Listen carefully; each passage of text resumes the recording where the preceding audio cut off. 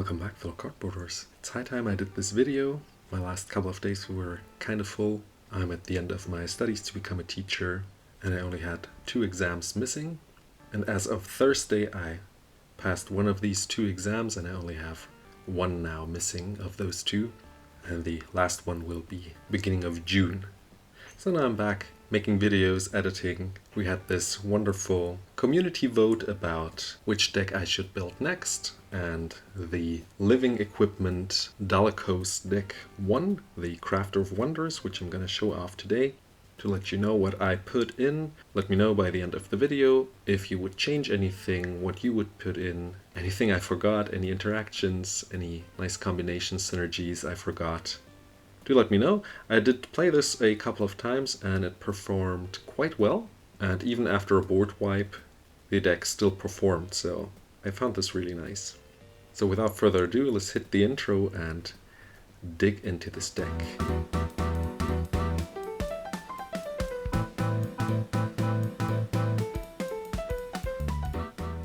So Dalakos is a 2/4 for 1 a blue and a red. He's a legendary Merfolk Artificer. He has tap and add 2 colorless mana, but you can only use it for artifact spells or to activate artifact abilities.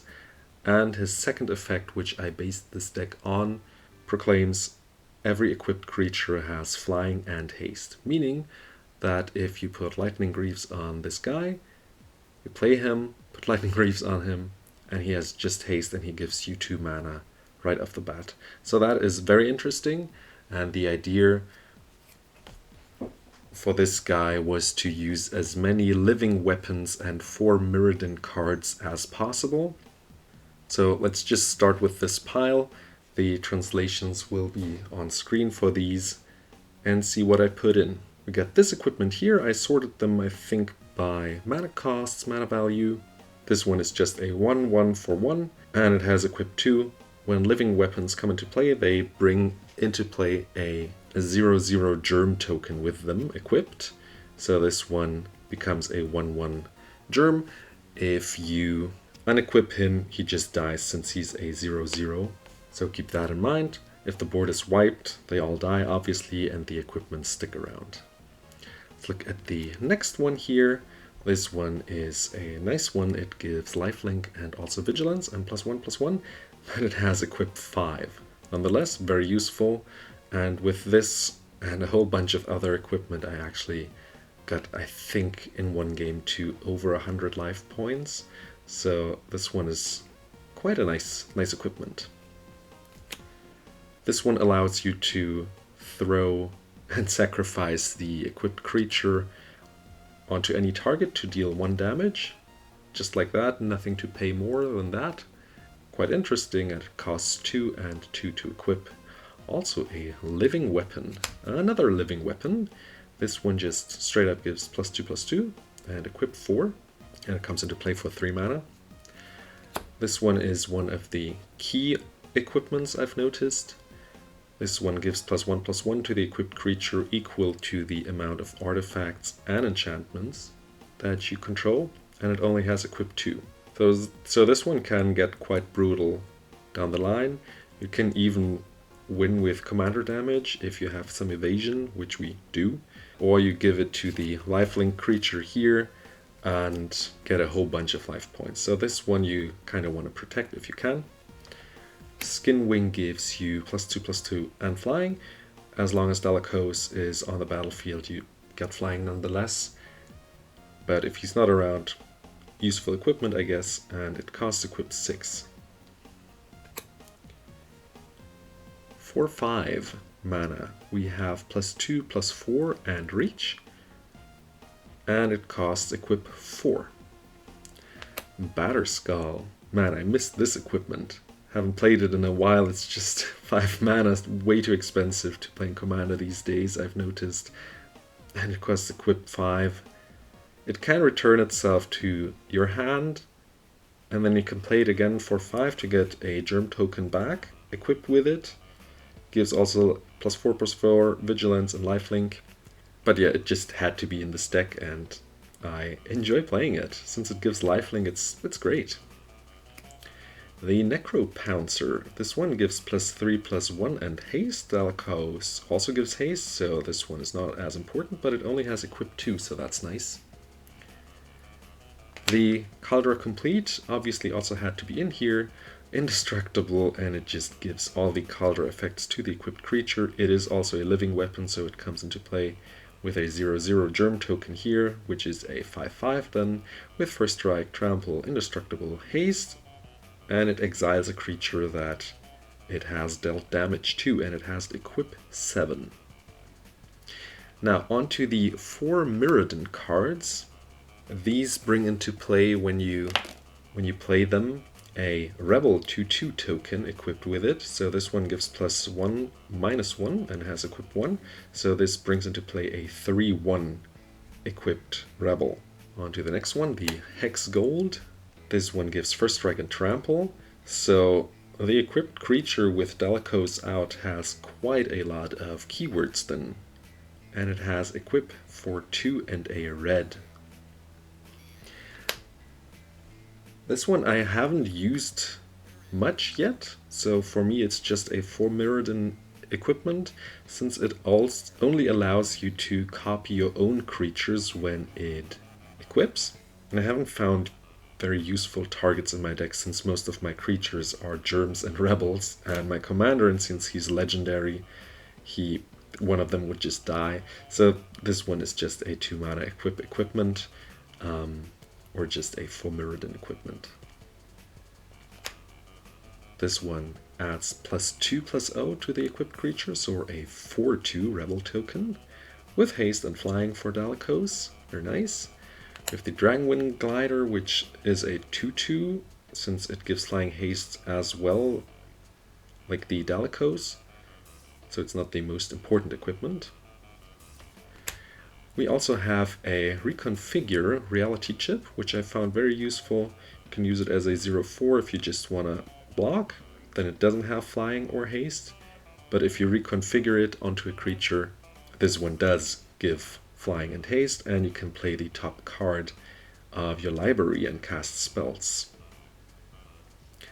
Lastly, I added a copy artifact, since this enters the battlefield as a artifact on your battlefield. It will also bring a germ or rebel token if you copy one of your living weapons or 4 Mirrodin equipments. So I found this a very nice inclusion for 2 mana. Some other equipments you might want to consider adding to replace for some of the less important equipments might be the Hexplate Wallbreaker, which gives extra combat steps, the Bone Horde, which is also a living equipment and gives +X/+X per creature in all graveyards, and lastly maybe the new Bitter Thorn, which lets you ramp whenever you attack and is kind of like a Sword of the Animist, which it is based on. I'm also playing a whole bunch of other equipment which I find useful for this deck. So there's a whole bunch of card draw equipment like the Goggles of Night that lets you scry and draw a card when they connect with one of your opponents. We have the Skull Clamp, obviously had to be in here. For the 0/0 germs, when you unequip them or when you block something and you just want to draw 2 cards, very useful. We have the Mask of Memory, which lets you draw 2 cards and discard 1 when connecting with your opponent.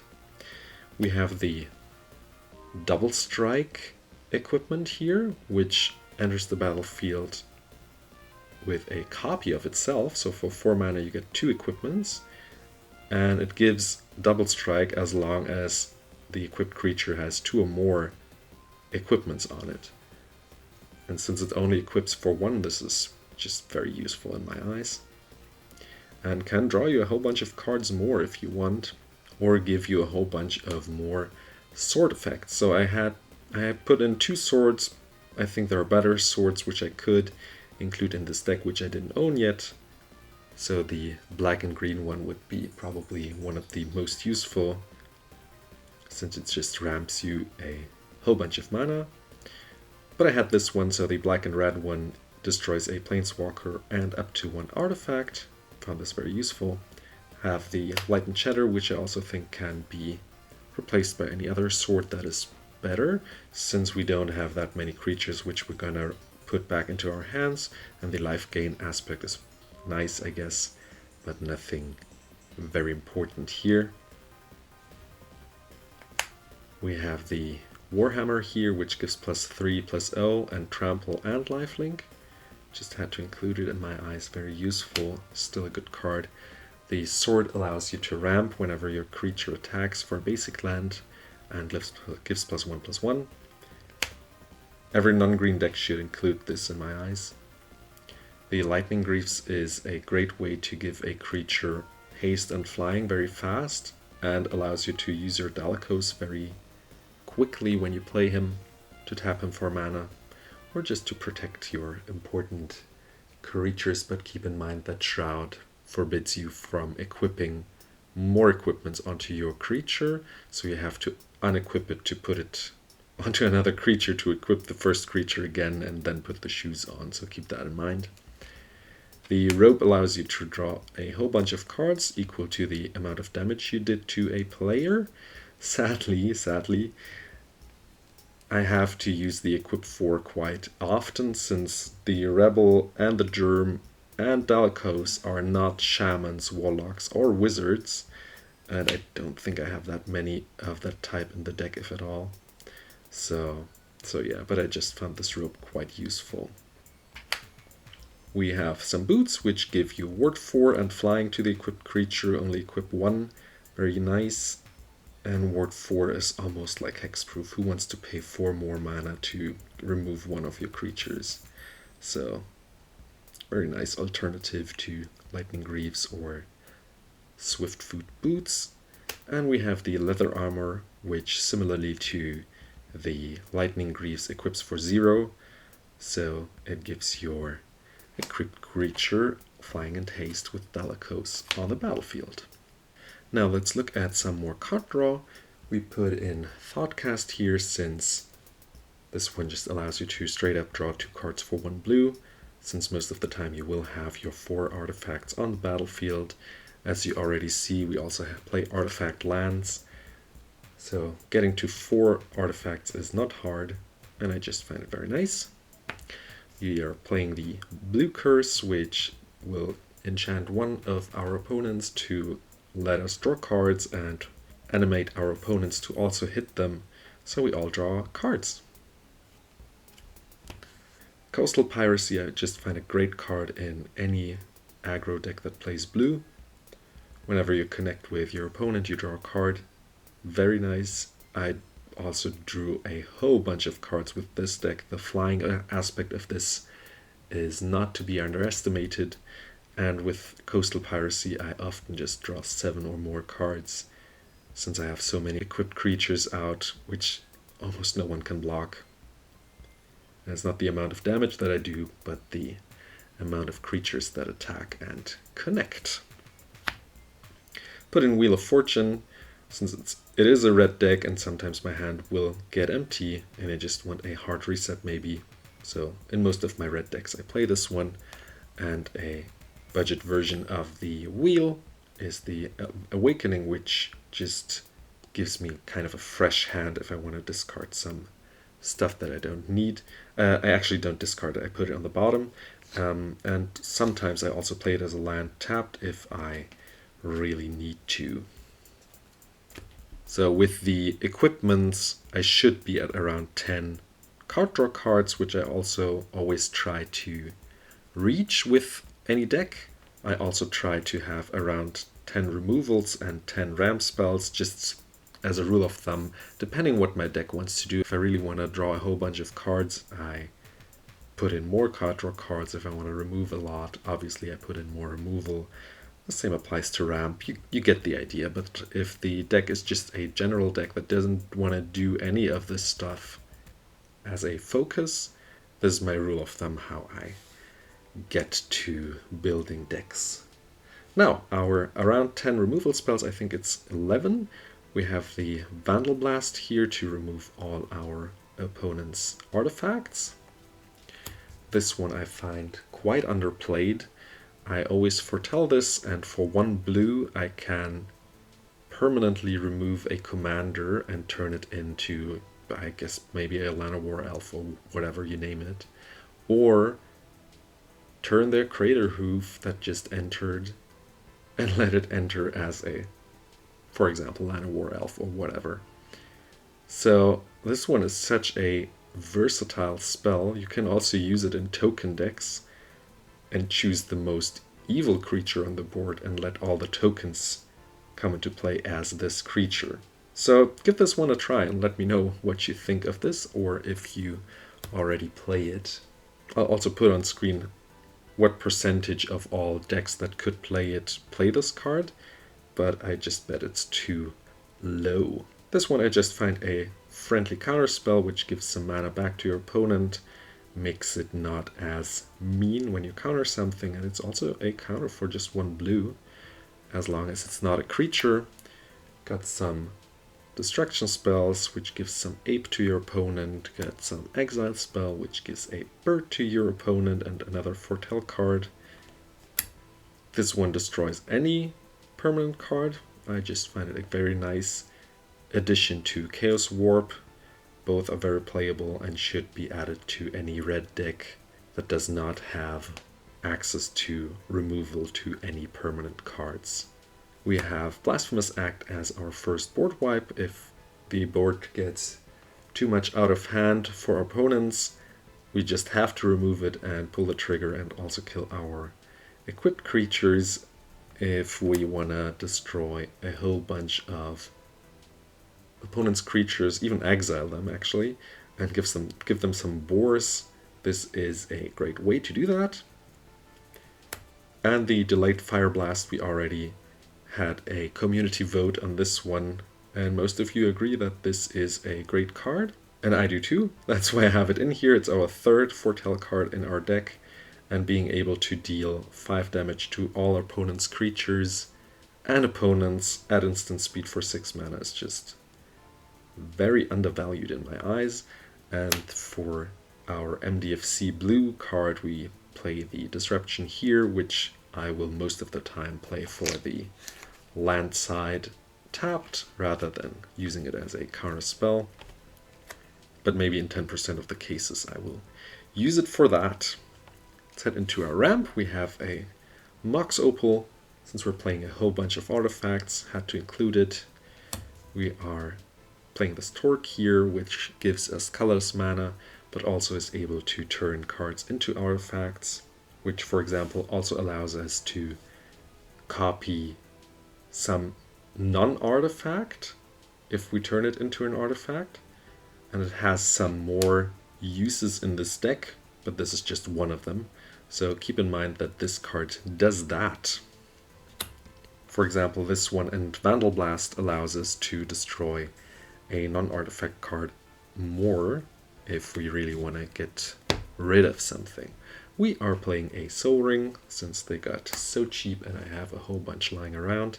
We're playing the Engineer, which is a Soul Ring guy on a stick, but he only gives us mana for artifacts similar to Dalakos or their abilities. We have a Talisman here, a Signet, a Trinket Mage. I put this into the ramp category since he'll be getting us the Soaring quite often, but he's also able to give us a Skull Clamp or a artifact land. The Foundry Inspector just generally makes our artifacts cheaper, very useful. This clock is a reset at 12 counters and ticks up every upkeep. Don't forget that, not only yours, but also the enemy's upkeeps. So they have to remove it at some point. And I put Ugin here as well, though I find a 6 mana ramp card a little too expensive to be called ramp.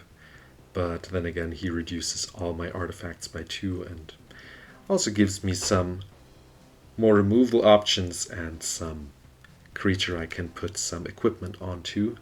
So I just find it all in all very nice fitting into this deck. We're almost at the end.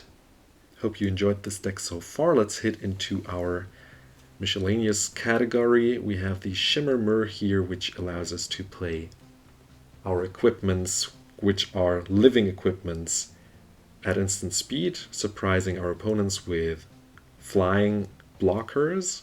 As long as Dalakos is on the battlefield, we are able to steal some of their mana rocks or important equipments or generally artifacts, you name it, forever by paying the kicker costs. We're able to retrieve some artifacts when he dies. This one allows us to play a whole bunch of servo tokens when we cast non-creature spells and we're not playing many creatures, as you might have already seen, and turns one of the artifacts into another. So maybe we get a equipment a second time or whatever you want when activating her. We have some Thopter action here, and this one also allows us to tap our equipments to make one of our creatures unblockable. So you tap 2 equipments, or generally 2 artifacts, and you make one creature unblockable. With Emery here, since she allows us to play artifact cards from our graveyard, very useful. This one I added recently since I noticed when our Germs and Rebels are all dead and my equipment just lies around and I just don't find a creature, I could just flicker them, also instant speed, and reset my living equipments and get the Rebels or Germs back equipped. And I'm able to block or, well, attack next turn. Tribute Mage just gets a sword, as the artwork tells, but also other 2 mana equipments that are very useful, for example the mask, or whatever you need at that point. This one just tutors an equipment. I can put it onto the battlefield.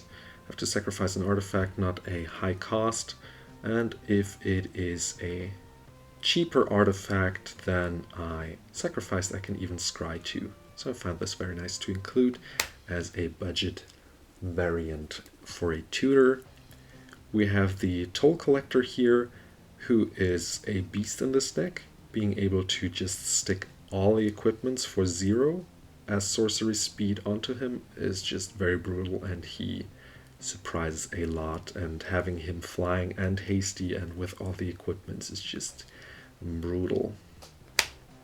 This guy is similar. He spits out some 3/1 elementals for each equipment on him. They have haste and trample and I have to sacrifice them, but the amount of damage he can do is not to be underestimated.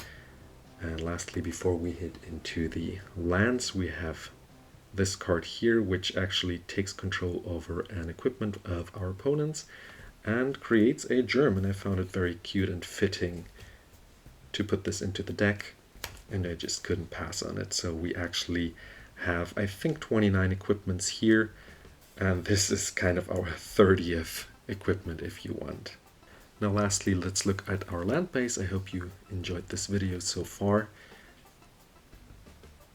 Let me know in the comments what you think of it, and let's look at the land base now.